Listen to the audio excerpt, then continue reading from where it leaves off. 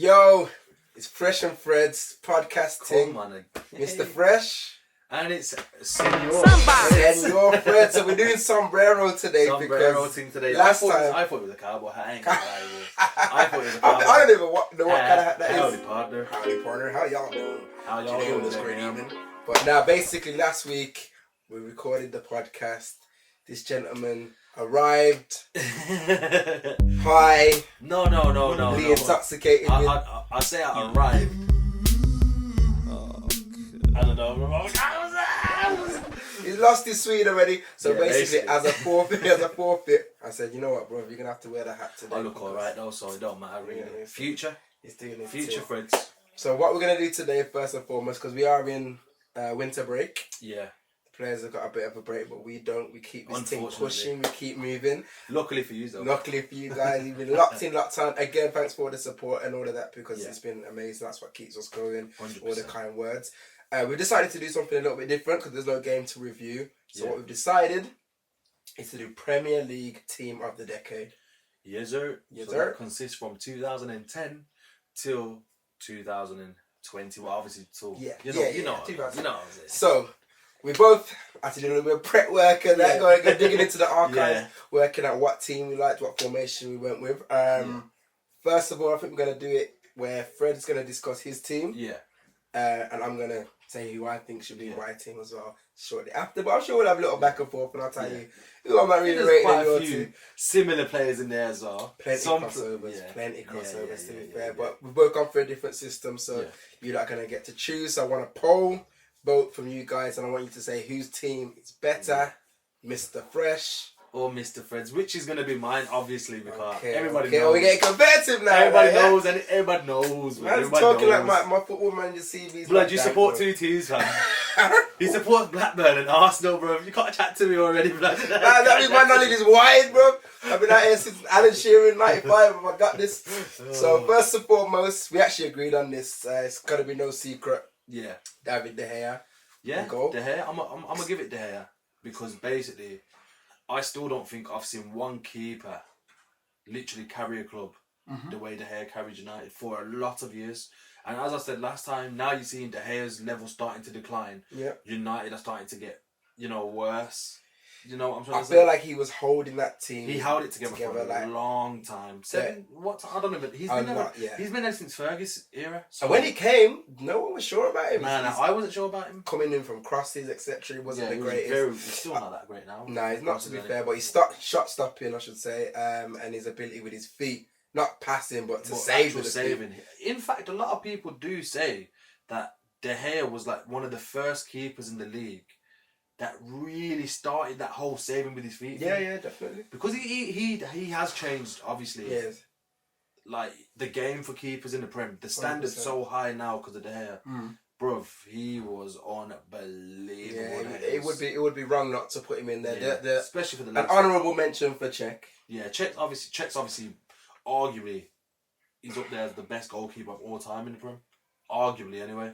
A lot of people do say Czech is not the most clean sheets ever in the Prem history. In the conversation. Obviously, his career towards the end decline, but you're talking about a European champion, Premier League, countless Premier League titles, and most clean sheets. To be honest, he wasn't too bad for Arsenal era. He wasn't too bad. You know what it is? He's towards the end of his career. I don't care. I think obviously the game has evolved, and I think that we're playing out from the back and stuff. And Leno kind of swept in, and it was kind of just underpinning him for a while. Then eventually took over. But shot stopping wise, after his first hiccup in his debut against West Ham, I saw that I was gutted. I thought, nah. I was like, well, they've sold agent check, man. They sold us a dodge. Still an agent, bro. Yeah, still an agent. Went back to Chelsea. I went back to Chelsea, bro. Don't think, but man held four and he's not the one. Bro. But yeah, I thought that was interesting how he did that. So I'll give him a mention because I don't think he was as bad at Arsenal as maybe some people. You know how people get on it. Yeah, no. People, social media and it. Yeah, definitely. But over the 10-year period, great keeper. Yeah, he was a decent keeper. And you've gone for a 4-4-2, which is interesting. Yeah, so I've went for a 4-4-2 and Doggie's went for a 3-5-2.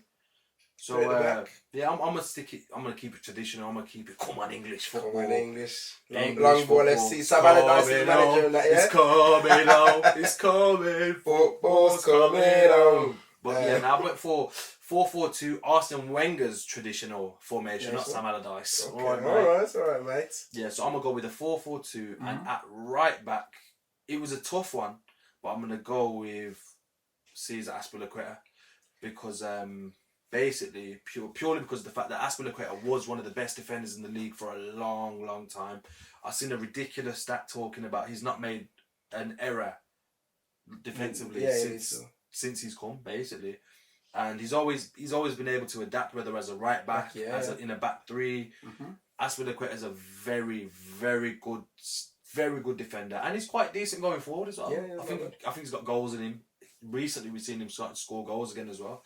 So yeah, it was tough to leave Alexander-Arnold out because I think Trent is a special player. I really do. I do think he's a special player, but just for Azpilicueta's longevity, I think we're starting to come into Trent's best time, and he's only still young, obviously. But for the period between 2010 till 2000 that decade, I'm gonna have to go with Aspi at right back. Yeah, I'm not gonna argue with that. I didn't go for a 4-4-2, so I've not got a right back or left back in my team. We're going for 3 centre backs. However, I feel like Azpilicueta has been consistent throughout his whole time. He's lifted trophies. Yeah.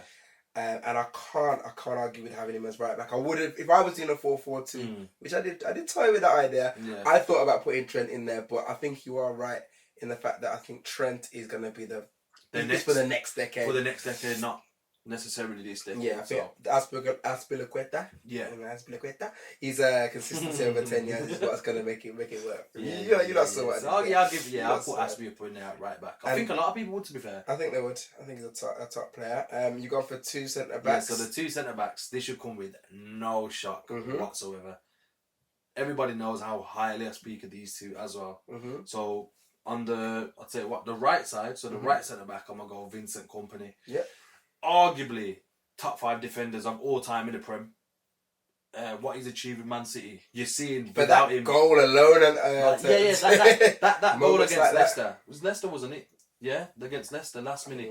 That literally won City the league that season. Yeah. So clutch. You know what I'm saying? Kompany's a great captain, great leader. And it's not even just that, he's tackling. When he tackles, man, he just goes through, man. Yeah. You get me? And everyone was scared of Kompany, like physically. And on top of that, I think just his leadership qualities in general, like Vincent Kompany would make you believe that, and not many players have got that quality or attribute about him. He was a proper dominant centre back. Shame about his injuries, but that just shows his quality. That the fact that a lot of people still consider him one of the best centre backs of all time in the Prem, considering how much of his career he spent injured. So yeah, my first centre back's going to be Kompany, and my second centre back shouldn't come as no shock whatsoever. For me, he is arguably top 3 centre backs I've ever seen in the Premier League. I'm not going to disagree. And it's big Virgil, big Virgil. He is very special, and you know what? I'm gonna just go out on the limb, and I'm gonna say if he continues for the next couple of years playing at the level that he is right now, he probably will go down the best centre back in the Premier League of all time. I've never seen somebody come to a team that was as bad defensively as Liverpool. Because going forward, Liverpool never had really a problem, but their problems were kind of like Arsenal's right now. It was always at the back.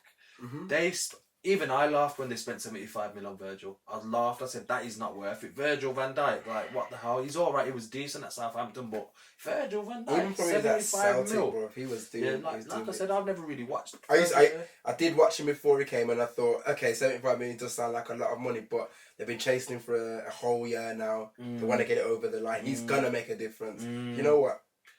If you got the money, if you got the money, do it. But yeah, Virgil is the most complete centre back I've ever seen in the Prem. 100%. I've not seen a centre back that can pass like him. Rolls Royce defender. Yeah. Doesn't really look like he's phased half the time. He actually looks like he don't try. No, I don't think nobody's good enough to come against Virgil 1v1 in it. Pepe had a little cheeky one, you know. Sent him to the shops and that. But yeah, man, if Virgil carries on the way he's carrying on, I think he's going to be up there in the conversation as the greatest centre back of all time in the Prem. And anybody that's saying that he won't are just lying, because you got to look at what he's actually doing. You know what I mean? Like, he's come to the Prem. It took a whole season for this guy to get dribble past. Like, that's mental. You know what I'm trying to say? So yeah, I'm good in going the with air. Big He's good Virg. in both Oh, bro, he boxes. can score goals. He's look at Liverpool now. They're the best team in the world, and I think he's the key component 100%. for that reason. You take Virgil out, who knows what will happen? Yeah. For real? Yeah, because for real. Virgil, he's changed the whole course of that club. He has, and I've never seen it before. But you have to give an honourable mention to Matip as well, you know, because he's. But you know what it is though about Virgil van Dijk, bro. It doesn't matter who's playing next to him. He literally elevates, and he's got that thing. That's what I mean. You know, players have got that thing. He's like a calming influence. Like you don't really see him getting flustered. He doesn't go down to ground. Like see, like Mustafi, when Mustafi's on job, he's flying through people. He's doing all that kind of combative stuff. Every game though. Van Dijk he's more sensible. I think his football IQ puts him above the rest of the defenders in the league. Probably the most intelligent centre back I've seen in the Prem. He doesn't even look like he tackles. I swear down. Tackle. I don't even know if he tackles. He literally just ushers people out the way. Yeah. Like, see you later, mate. Get out of the way. Yeah. I love him, you know. I remember seeing him come out for an interview after a hard game. Man was fresh, bro. Man didn't even broke his sweat, bro. No sweat. Shirt looked freshly pressed. I was like, bro, this guy, I could actually sit here and talk about Virgil all day, so we need to move on. We move because we're over to Evra. Yeah, so my left back's gonna be Evra. Before we move on from the Van Dijk to everything, yeah, why didn't you pick John Terry? I'm just curious. Because for me, as much as Terry was like great, anyway, but Terry's greatness was more or less mainly through the 2000s. The most Premier League titles he won were in the 2000s. I know they won the Champions League in the 2011, 2012 season. It's one of them, and then they won the league again.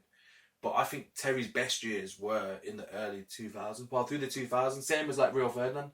Otherwise, we could say, why is Rio Ferdinand not in here? Why is them? I don't think them man was at the level Company and Van Dijk have been in this era, like this last decade. You know what I'm trying to say? But John Terry's an honourable mention because he is the best centre back of all time in the Prem, arguably. He's up there, like Terry Ferdinand. That's normally the debate. Yeah, his leadership skill as well. Like most goals scored for a defender. People forget how good Terry actually was. But Terry's he's a great centre back. But back to Evra. Yeah, I'm gonna go Evra. I think no Robertson.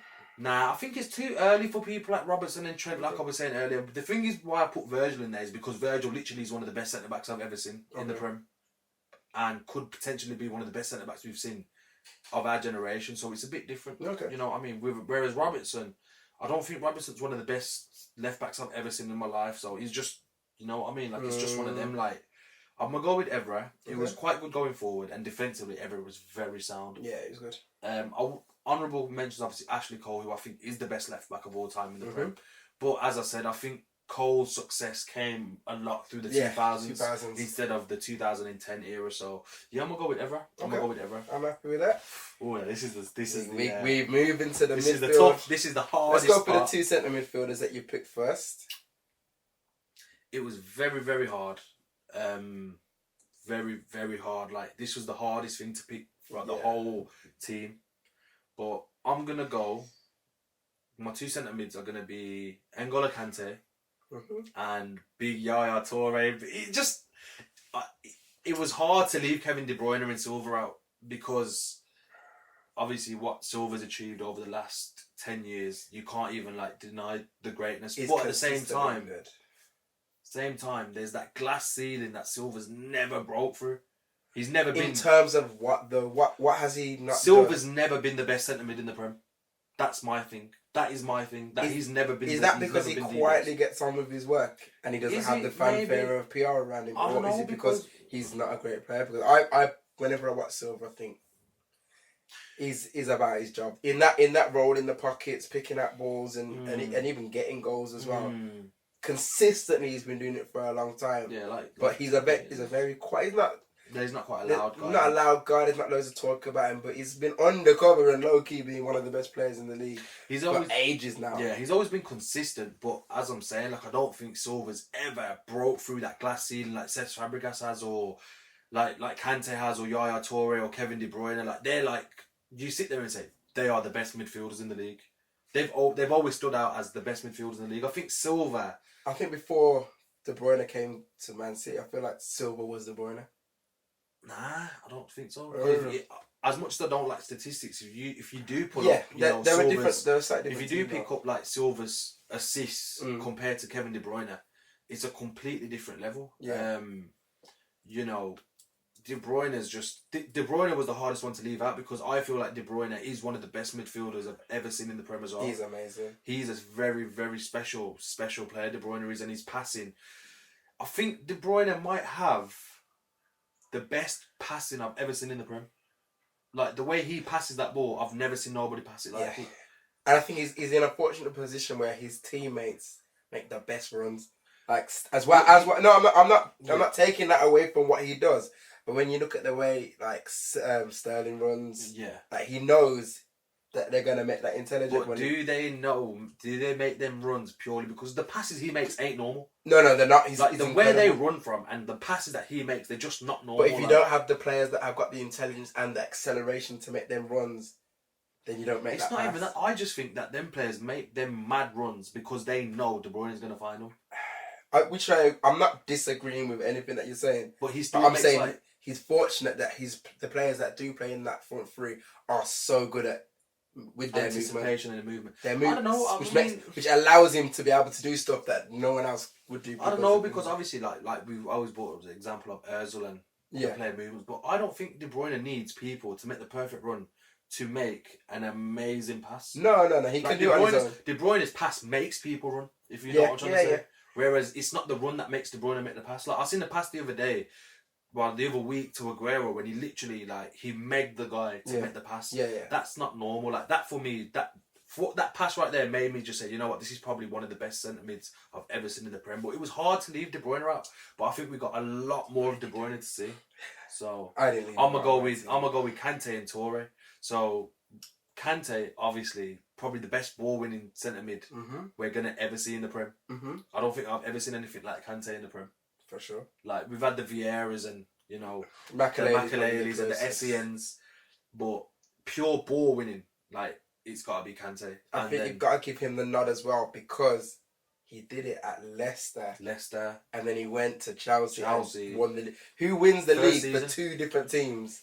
Back to back. I don't then know on top of that, a year later or 2 years later, he's won the World Cup. And he was one of the key players in the World Cup, in that team. And I love his humility as well. Yeah. And you know what? He just gets on with things. Like even now, he's playing in a role that don't suit him at Chelsea yet. He's still such a good player. So I'm gonna go with Kante. But Yaya Toure, everybody knows we've never seen a centre mid dominate a league the way Yaya Toure did that season. 13-14 season, Toure was incredible. And he set the bar so high that when I watch people like Pogba and players like that, I say I don't even find these players good because of what I've seen Yaya Toure do. Yeah. Which is mad. So I feel like with Pogba, he might have more potential ability than Toure, but Toure really did it. So, when talent don't work hard, you know what I'm saying, hard work beats. But that was always the stick that they used to beat Toure with, that he didn't like. They always used to say, he was like a Usain Bolt in attack, and then on the way back he was. But the thing is, you know what I mean. Like the thing is, Toure's output was just crazy. He'd pick the ball up from central defensive midfield, run through a whole team, and literally bang off. Like I've never seen a midfielder do that in the Prem. Maybe, who's done that in the Prem? Not even Gerrard and Lampard used to do that. Pick the ball up and run through a team and bang off. Yeah. That's the stuff you see Messi and Ronaldo do. Yeah, My man was doing it from centre mid. Yeah. So for me, without doubt, Yaya Toure. He was a proper player. So yeah, Toure would definitely be Toure and Kante. Yeah. Okay. So, yeah, I'm definitely going for that. Moving to the flank, Hazard on your left. Yeah, come on, man. Hazard. That is. You're talking about a guy who is in arguments for being the best player we've seen in the Prem for the last 10 years. Yeah. I know a lot of people try and bring up his assists and his this and that record, but you know what? Sometimes you need to just watch a guy play and you sit there and you say, wow, this guy is special. I still can't name someone in the Prem that has, played the game the way Hazard's played the game. He's not as effective as, Mane. No. He's not. Yeah, he ain't gonna score 20 goals a season. But you know what, Hazard, right? He played under one attacking manager in his whole career in the Prem, and he finished double figures in goals and assists, and had the most goal contributions from a forward in the Premier League. Mm-hmm. That should tell you all you need to know about Hazard. His ability, crazy. But he had like a very strange personality as well. In a good, he seemed very just like super chilled. Like he just enjoyed just knocking it around. He's like, you can see it on this his, is what always, I do, man. He's always smiling. He's always, even the picture we've got of him, look, he's just got a big smile on his face, grinning his teeth. Like I felt like the difference between him and Ronaldo. Like Ronaldo is going to be, he wants to be the best, and in order to do that, he wants to score as many goals as he can. Yeah. If he's not on the score sheet, he's not happy. Hazard is looking to have a great moment in the game that maybe turns the game on his head. You know what, give me the ball, let me do a madness. And I do like the players like that. I think that's why some people do say he's not on that echelon of where Messi and Ronaldo I don't think he'll ever be on the echelon of Messi and Ronaldo. But what makes Hazard special is that I would challenge someone to tell me any other team whose main focus is going through their left winger. Like that's their go-to guy, their left winger. Everything goes through him. All the build-up play, all the attacking play, all the creative play. Yeah, he doesn't score 25 goals a season, which he doesn't need to. He's essentially a creative midfielder. Yeah. But he's not. Hazard's never really in and around the box. Like, he's never really in goal-scoring opportunities. When he does, he smashes them in. Yeah, that's Hazard between him and Ozil. Like, if he's in the space, he will take a shot. And Hazard's a very, very special player. And he's a generational talent, Hazard is. For me, anyway. Okay. I know a lot of people don't agree. Yeah. There's more to football than goals and assist contributions. You get me? You know what I mean? Like, Hazard is a very special player. Mm-hmm. And I think we've seen numerous times. I think since Hazard's been in the Prem, nobody's been voted into the PFA Team of the Year more than him. And on top of that, no one's been nominated for Player of the Year more than him. Yeah. So that should just show you how consistent Hazard... Because people do talk about his consistency. That should show you how much Hazard's been consistent since he's been in the Prem. He kind of done for Chelsea what the head did for Man United. Yeah, like carried him. He carried him for I know there's the whole Diego Costa and all that, but you know, at the end of the day... Do you know what I actually like to watch? Like, I'm not a massive Chelsea person, to be fair. I don't always watch them every time that they're on. But when I did watch him and Giroud play together, I really liked it. It was alright, but I think when him and Costa played together was just different. Yeah, but I've always liked, obviously being an Arsenal man, I like Giroud. Everyone was getting onto him, but I knew you wouldn't like him, bro. I knew you wouldn't like him. Look up there again, bro. A man banged against us in the Europa League final, bro, and celebrated. Giroud, yeah. He's the best at what he does. Yeah, man. Like in air and play in the air. Yeah. He's a bit like he almost plays like a number 10 at times. The way he drops in deep. He drops into the pocket. He gets brings in. other people in. I like to watch Giroud. I can see what Arsene Wenger saw in him. And I used to like. But then you, on the other side, you've got somebody like Firmino, who literally does what Giroud does and everything else that we wanted from a striker. Yeah, like Giroud. Giroud's aerial ability. Yeah, you can't. Giroud's finishing. His finishing was like, I don't know. When it was on target, at least. When he had time and space, he was long with it. But when if you put a ball into he gives you that option because his heading ability was sick. Or he might just do a scorpion kick out of nowhere. Giroud. Man's gonna play videos to his kids, fam. They're gonna think he's the best striker. You could literally make a highlight video of Giroud. Giroud never scored shit goals. That's the thing about Giroud. He always just scored really nice goals. But them goals are only come like 12 times in the season. Yeah, that's the issue. The consistency weren't there. But I like. He did used to do a good hard work though. Yeah, he did do a lot of hard work for the team. Giroud did. We've been shit without him. Like, we don't play no good attacking football since he's left. So I'm just saying, man. I'm saying Giroud or Aubameyang. Nah, I'm only joking, man. Aubameyang's far clear of him. Lacazette though. You need to fix up, you need to come with something real, because we might have to get Giroud back on loan or something. Might get him back if you're doing all the twerking thing. Then you've got on the other side, you've got Salah. You picked. This was tough, This was tough purely because of the fact that I seen what Bale's done in the Prem, and Bale dominated the Prem. Yeah. Bale was the best player in the Prem by far when he was playing. But the thing is, can I leave a guy out who's goal contribution to game ratio is literally nearly the same? He's broke the goal scoring record in the Premier League that Henry, Torres, Van Persie, Suarez, everyone, Harry Kane, nobody could break. He broke it. back-to-back Golden Boot winner, back-to-back Champions League finals, winning one of them. He's about to go and win the Premier League for the first time in 30 years with Liverpool. How do you leave him out? Can you leave him out? You can't leave him out. You're talking about somebody who... And the memories are fresh. Like, as much as... I remember when Bale...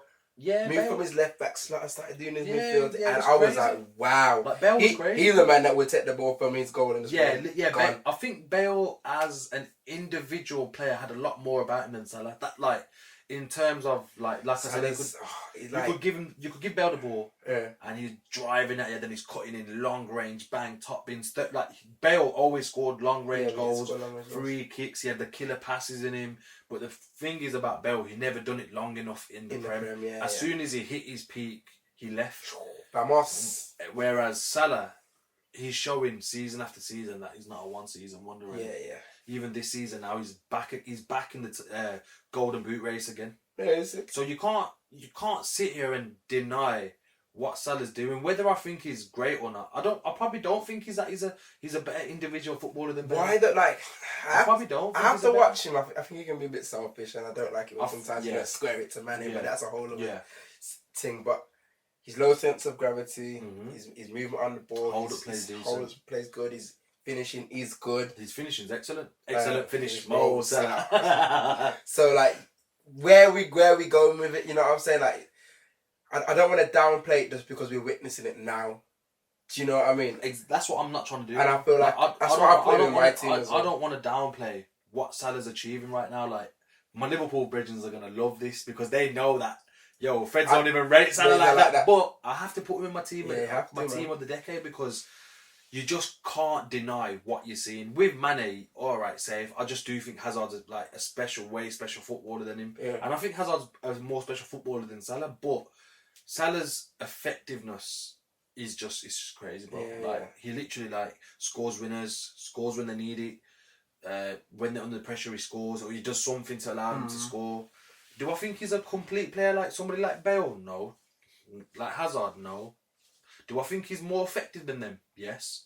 So I can't leave him out. So I'm gonna have to put him in my team of the decade because you just can't leave him out, bro. Like, you're looking at the last few records. And Salah's holding them all. I'm gonna give that right mid position to Salah in this 4-4-2. I've done the same. I'm gonna show you the variation I did. I only tweaked it a little bit. We were quite similar on this one, but before I move on to the top of the tree, which we both have gone for the same two players. Honourable mention for Raheem Sterling. How do you feel about that? You know why it's tough with Sterling, right? Because I don't think Sterling is as good of a footballer as he's been made out the last few seasons. I don't know if I like that, cuz. I'm not sure if I like that one. I ain't gonna lie to you. Like, Sterling is good, and you know what? Like, Sterling is a good player. Yeah. But has he reached the heights of Salah and Hazard in him, man? Is he as good of a footballer as Bale, Hazard, Salah, and Mane? Depends what we're talking about. Sterling's literally got better at his movement. His movement in the box is crazy. Yeah. And his finishing has got better. Yeah. But is his general football really that great? I think over the 10 years, the reason why I'm giving him a mention, one, because Gaza forever. And big up the Jamaican. That's not biased thing, blood. You can't be supporting him because he's Jamaican, blood. Did you go to his birthday party? Nah, I went there, so man, I tried to pass through, brother, but man was busy. There you go, then say no more, man. He saved me some plantain and dumplings, sent it to the yard in the tin. Listen, no bias thing, man. No bias. Nah, on a real thing. Otherwise, Mars is in my man, Muslim, brother. No, Salah's in there, blood. Muslim, yeah, you get them. I'm sure Kante is Muslim as well. Yo, bag of Muslims, Torre, Kante, Salah. Yeah, the agenda is real, bro. Oh, yeah, Muslims in my team, you know. Come on.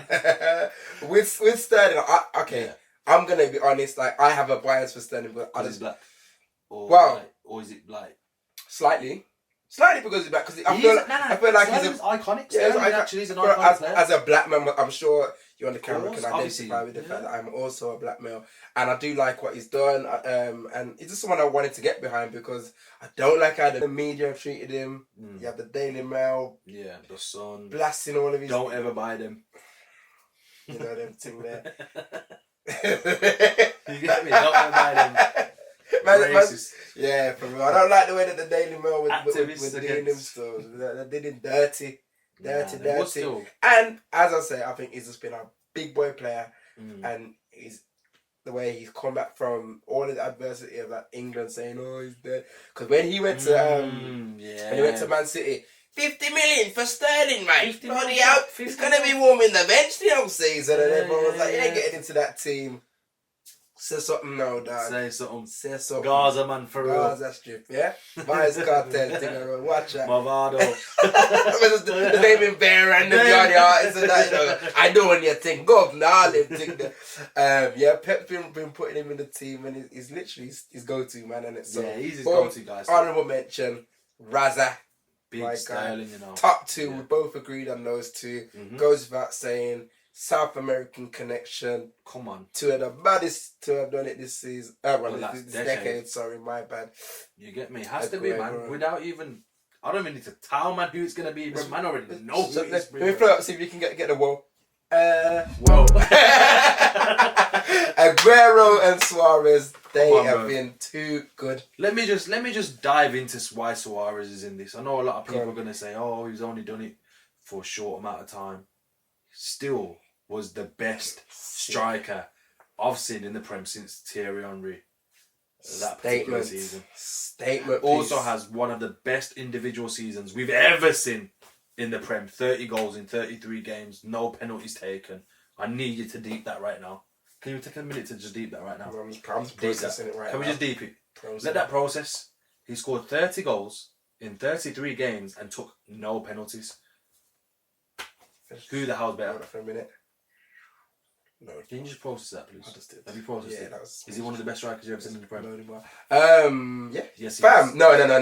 Okay, my bedges get onto him because my appreciation for Suarez goes beyond the reasoning that he bit chunks out of the next man. Like, even though he did that and he even said some wild stuff allegedly, I can't knock the guy's footballing ability. Listen, you know what my brother said to me? Suarez is that good that nobody gives a shit that he was racist. Like, he was that good. He's that good, bro. Like, he was that good that nobody even talks about him being racist. Never get like, it's mad. Sometimes, you actually couldn't run this team because everyone Suarez are baby, it's mad.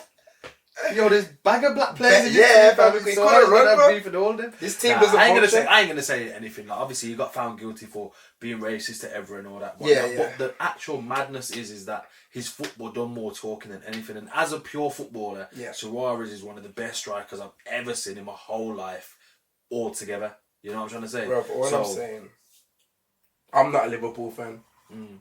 I support two teams. I couldn't stretch to a third, yeah? Arsenal and Blackburn. But the season that Suarez played with Sturridge and Sterling, fam, I wish I was a Liverpool fan. The football was delightful. And you know what? The quality of goals Suarez was scoring were abnormal, man. I mean, the goals that he scored against Norwich especially, like, that's one of the best hat-tricks I've ever seen. I think it is the best hat-trick I've ever seen in the Prem.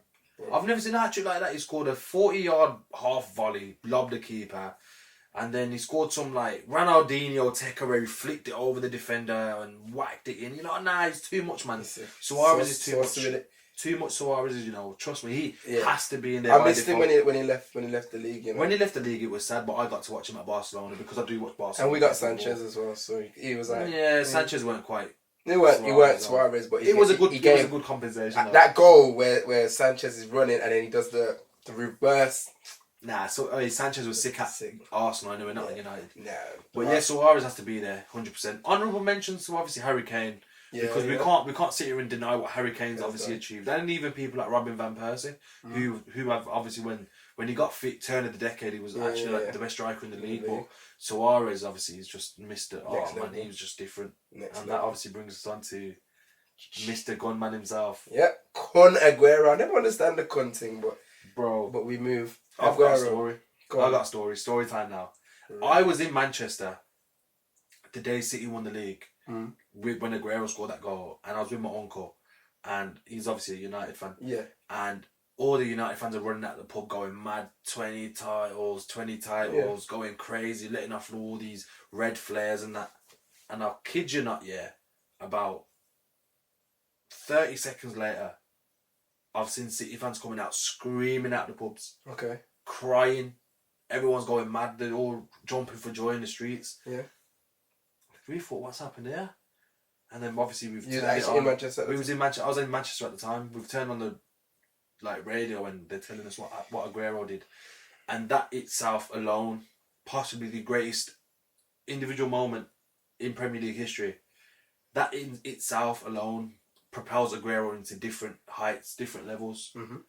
Aguero, as everyone says, is arguably the best striker of all time in the Prem, which I don't obviously agree with, which I think is Thierry Henry. But as a pure striker, forget the player, as a pure striker, Aguero can chat to anyone.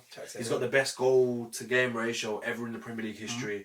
He's got the most goals as a foreign player in history in the Prem. He's got the most hat-tricks in history in the Prem, and he's had iconic moments in the Prem.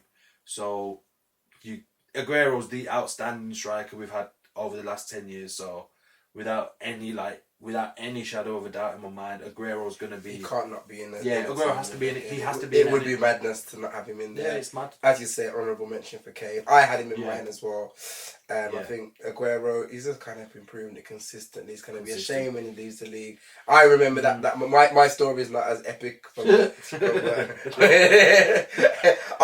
was in my front room in my house, and I was on. I'm not even gonna name the betting app because I'm not out here trying to promote them thing there. But I was at a little cheeky bet. I put a bet on Man United to win the league. I was like, yes. Yeah, man, you won. Cash out. Let me just go get my winnings. I've looked up at the TV and Aguero's done a mad. Aguero. So my man might have lost me a whole £5 there, but you know what? We move, innit? We move. Oh man, that moment, man. That was special. I remember like. I didn't like City at the time. Yeah. I kind of wanted Man United to win it. I was still against the whole, they've got all the money. All the money too. So I was like, let Man U win it, but change the course of the league.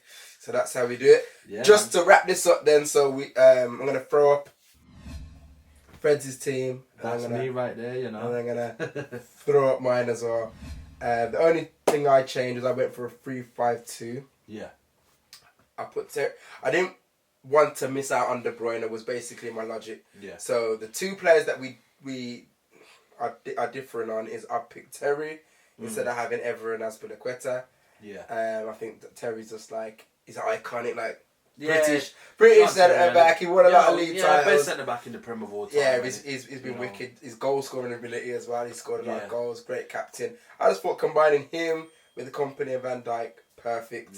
Yeah. And then had to put in Mr. KDB. I've been talking the talk for years. Yeah. This player is special. De Bruyne is special. He's special. Like I'm saying he's the third best player. I'm actually in awe of KDB. Yeah, he's like, amazing. As much as I wanted him in my team, it's just the fact that like I still think there's so much more to see from Kevin De Bruyne. Like he is for me the best player in the Premier League, and you know what I'm trying to say. So it was tough for me, but for what Kante and Toure achieved in the last 10 years of the Prem, I'd have to just put them two. But De Bruyne is like, bro, he's special.